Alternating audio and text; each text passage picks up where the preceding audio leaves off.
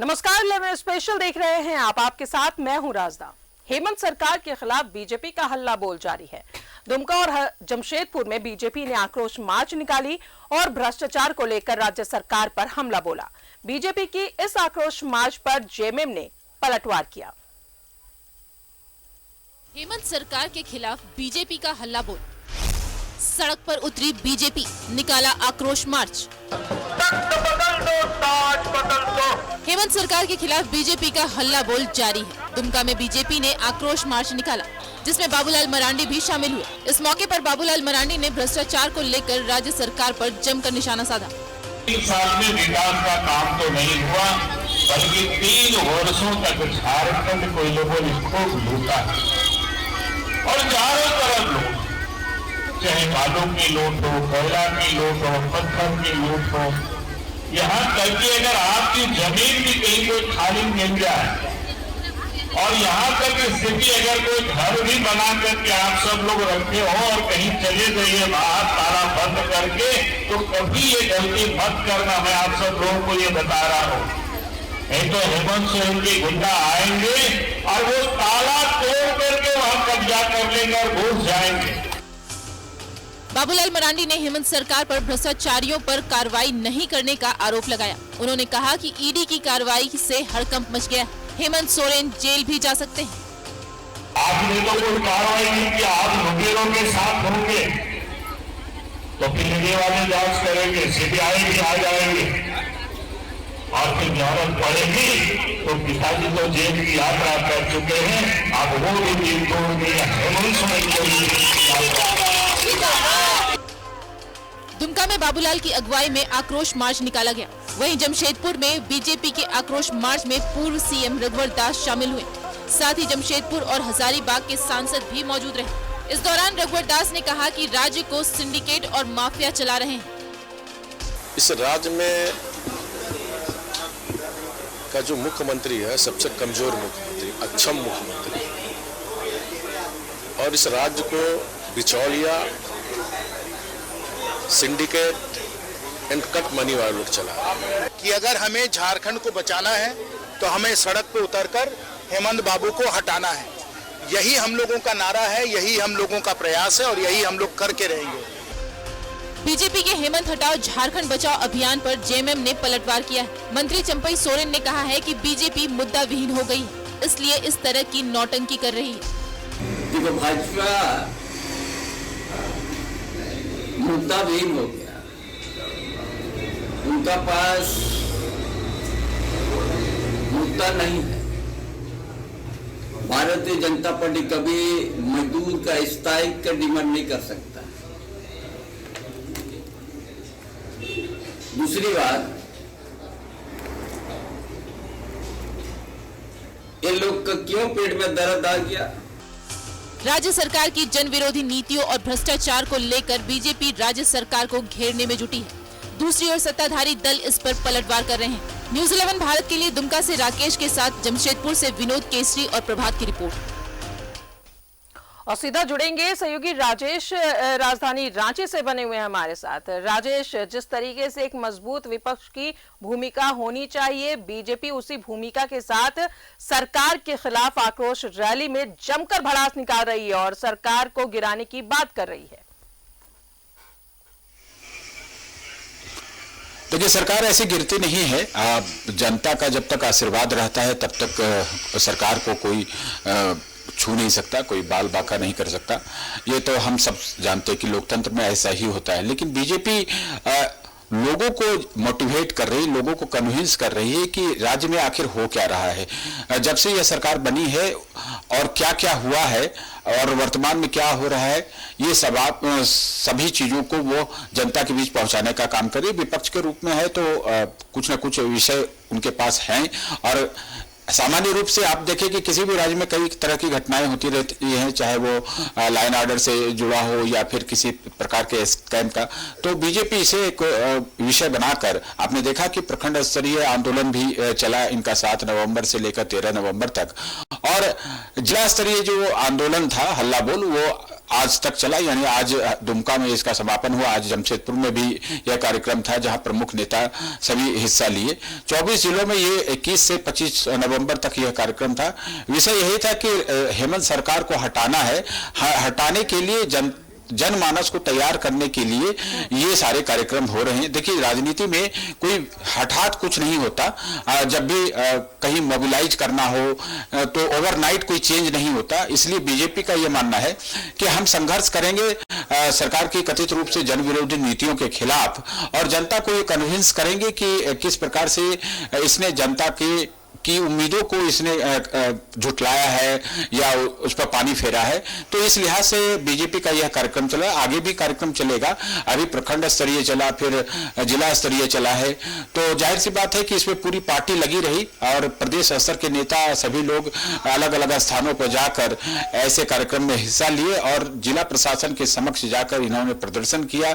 शहर में प्रदर्शन जुलूस निकला, हेमंत सरकार के खिलाफ नारेबाजी हुई और प्रमुख नेताओं का जो संबोधन हुआ उसमें बताया गया कि किस प्रकार से यह सरकार काम कर रही है और जो कुछ इश्यूज है उसके बारे में तथ्यपरक इन्हें जनता को या जो भी ऑडियंस है उन्हें बताने का प्रयास किया गया। तो कमोबेश बीजेपी का यह आंदोलनात्मक कार्यक्रम था जो जिला स्तरीय था, वो आज संपन्न हो गया है। राजदा बिल्कुल राजेश, जिस तरीके से यह हल्ला बोल आक्रोश रैली बीजेपी की तरफ से निकाली गई, कहीं ना कहीं से दूसरे एंगल से भी देखा जा सकता है 2024 के चुनाव की तैयारी भी कहीं ना कहीं अब पार्टी कर ही रही है। हाँ बिल्कुल, देखिए आप 2024 का जो लोकसभा चुनाव है उसमें बहुत ज्यादा समय नहीं है। आप यूं माने कि 1.25 साल का समय रह गया है। तो राजनीतिक दल की तैयारी शुरू हो चुकी है। विभिन्न राजनीतिक, आप देखें कि कांग्रेस की भारत जोड़ो यात्रा चल रही है, वह भी मिशन 2024 के लिए है।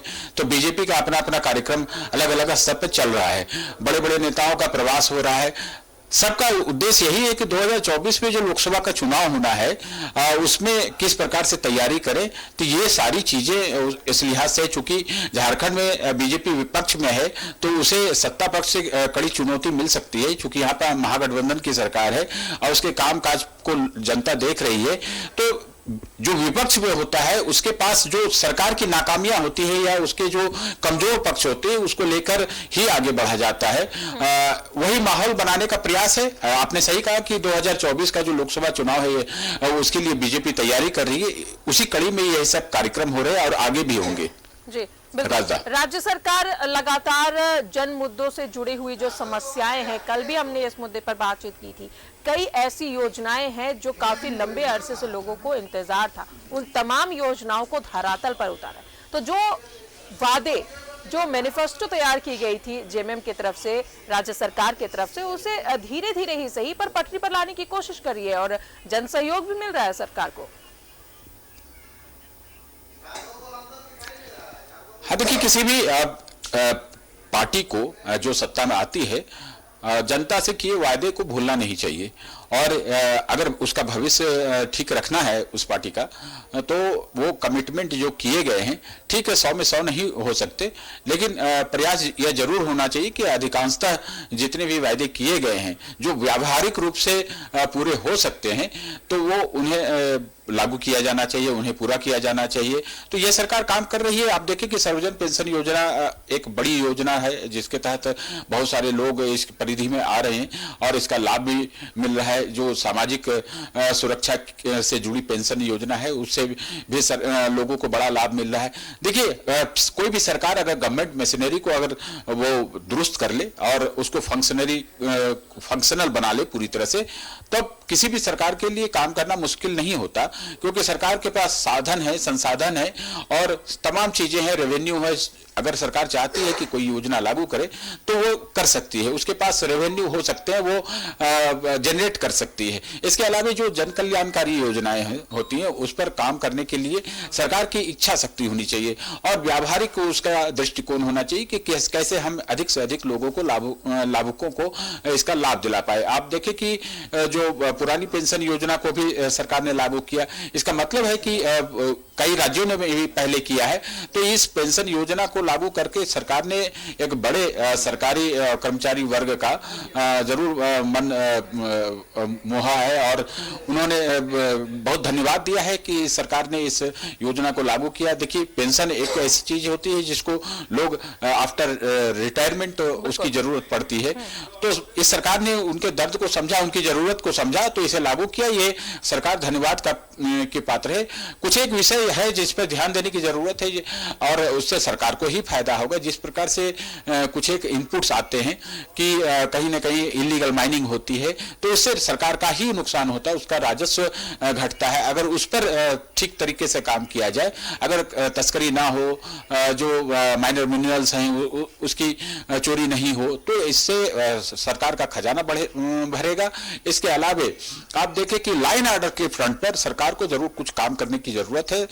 वो मैटर ऑफ कंसर्न जरूर बना है कि कहीं देखें कि दिन दहाड़े हत्या हो जा रही है, आप कहीं महिलाओं के साथ हिंसात्मक घटनाएं हो जाती है, तो इस तरह के माहौल बनाने के लिए सरकार को भी दृढ़ इच्छा शक्ति के साथ अपनी मशीनरी को बहुत ही मजबूत तरीके से और स्वतंत्र तरीके से काम करने का निर्देश देना चाहिए कि पुलिस हाथ खोल कर काम करे, कहीं कोई रोके टोके नहीं, तभी प्रशासन भी दुरुस्त होगा। देखिए, कानून के हाथ लंबे होते हैं, जो तंत्र है, पुलिस है, जो एजेंसियां हैं, वो अगर ठीक तरीके से काम करने लगे, उसे कोई रोके टोके नहीं, तो फिर कोई दिक्कत नहीं होती। वो नियम कानून जरूर लागू होते हैं। और जहां तक विधि व्यवस्था की बात है, तो पुलिस को पूरी स्वतंत्रता है और इससे अधिक अगर जरूरत है तो उसे पूरी छूट मिलनी चाहिए कि किसी भी तरह से कोई भी आपराधिक घटनाएं नहीं होनी चाहिए। और अगर कोई आपराधिक घटनाएं होती है तो फॉलो अप एक्शन के तहत जो अभियुक्त हैं या अपराधी हैं, घटना को अंजाम देते हैं, उन तक पहुंचने में पुलिस को तत्परता दिखानी चाहिए। इसके लिए सरकार का थोड़ा सा ध्यान देने की जरूरत है और मॉनिटरिंग को तेज करने की जरूरत है, जहां पर जो वरीय अधिकारी हैं वो अपने अपने विभाग को देखें। तो विकास की योजनाएं हैं। देखिए, अभी इस वित्तीय वर्ष में आप देखें कि 3 महीने का समय रह गया है और ये काम करने का समय है। देखिए, सामान्यतः बजट जो 1 लाख करोड़ रुपए का होता है, उस पर असल में काम इसी समय होता है, जब दुर्गा पूजा या फेस्टिव सीजन के बाद से होता है। ये 4 महीने काम करने का है, तो 4 महीने में अगर सरकार पूरी तरह से विकासात्मक जो योजना है उस पर काम करे, तो फिर बजट की भी राशि खर्च हो पाएगी और जिस उम्मीद से बजट बनाया जाता है कि हम ये योजनाएं पूरा करेंगे, उस पर भी काम होगा, तो जनता को लाभ मिलेगा। अल्टीमेटली सरकार जनता के लिए काम करती है, तो इन पर सरकार को गौर करना चाहिए और विपक्ष को कोई मौका ऐसा नहीं देना चाहिए कि जो उसकी टीका टिप्पणी करे या उसके पैर खींचे।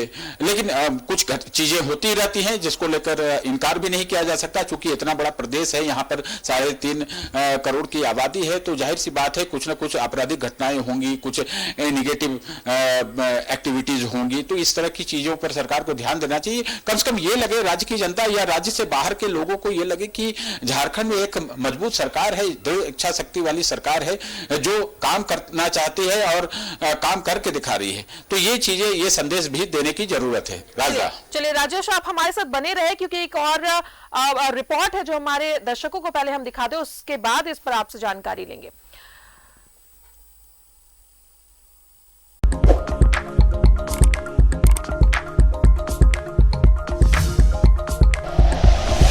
Like and share videos, subscribe करें हमारा चैनल और प्रेस करें बेल आइकॉन।